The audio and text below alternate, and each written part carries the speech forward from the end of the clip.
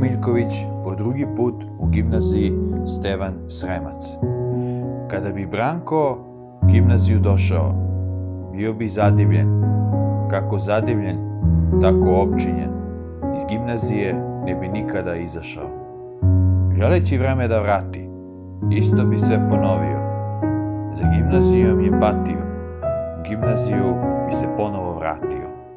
Da vidi profesore kako predaju, kako deci posvećuju pažnju. U njemu izaziva težnju, videći kako đaci profesore gledaju.